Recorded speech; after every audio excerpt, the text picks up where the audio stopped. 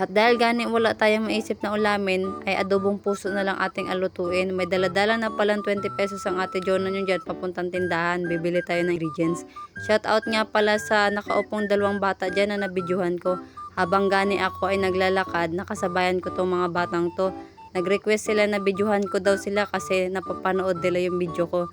Shout out sa inyo, hindi ko na kayo maisa-isa. Malapit na gani din ako niyan sa tindahan at bibili na tayo ng ingredients.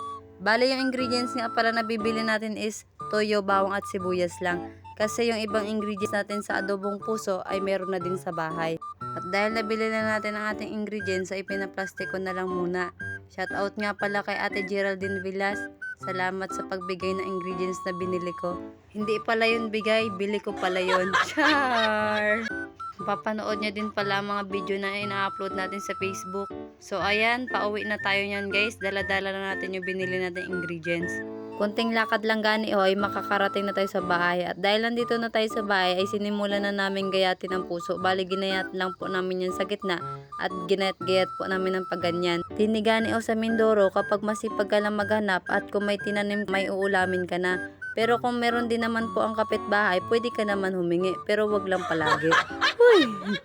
Shoutout ko lang pala yung taga-videographer ko dyan. Si Judeline Vizcay, asawa ng kuya ko. Natapos na gani ho tayo ng paggagayat dyan ay pinalamas-lamas ko na lang muna pala sa kuya ko yung puso para matanggal yung dagta at lumabas yung katas. Nagsimula na din pala akong magayat dyan ng sibuyas. Pahaba lang pala yung gayat ko dyan. Pang low budget lang pala tong ulam na lulutuin natin at panandalian lang naluto. Kahit kayo, kayang-kaya nyo din tong lutuin. Sinunod ko na palang gayatin dyan ang bawang. Bale, ginayat ko lang yun sa gitna at ginayat ko lang na maliliit. 3 pirasong bawang lang pala ang ginamit natin dyan para sa ating adobong puso. Kaya kung wala kayong maisip na iulam, ito lang yung maisasuggest kong ulam sa inyo. Basic lang tong lutuin at affordable pa. Pagkatapos ganiho natin magayat ay nagsalang na tayo ng kawali dyan.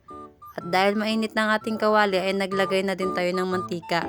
At dahil mainit ng ating mantika ay sinunod ko ng ating sibuyas. Hinalo-halo ko lang pala ito ng kaunti at hinintay na mag-brown.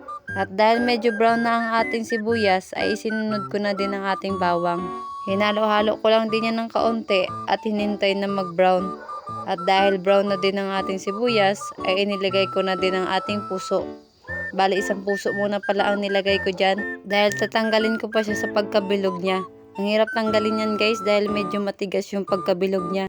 At dahil medyo okay na yung una na nilagay ko ay sinunod ko na yung dalawa. Minekas-mekos ko na din pala yung dalawang nilagay ko. At dahil okay na, ito na yung naging resulta. Hinalo-halo ko lang pala yan ng kaunti at sinunod ko ng lagyan ng toyo. Bale, yung tuyo nga pala na ginamit ko ay bawas na. And then sinunod ko na lagyan ng tubig ang ating adobong puso. Pagkatapos ko nga pala lagyan ng tubig ang ating niluluto at kumulo na ay naglagay na rin ako ng pampalasa. Una ko palang ilagay ang bitchin. Pagkatapos ko nga palang ilagay ang bitchin ay sinunod ko na ang asin. Bale, asin at bitchin nga pala ang combination ng pampalasa ko sa adobong puso natin guys. At dahil nalagay ko na ang mga pampalasa at makalipas ang ilang oras ay tinikman ko na din ang ating niluluto. Okay na ang ating adobong puso guys. Ready to serve na to.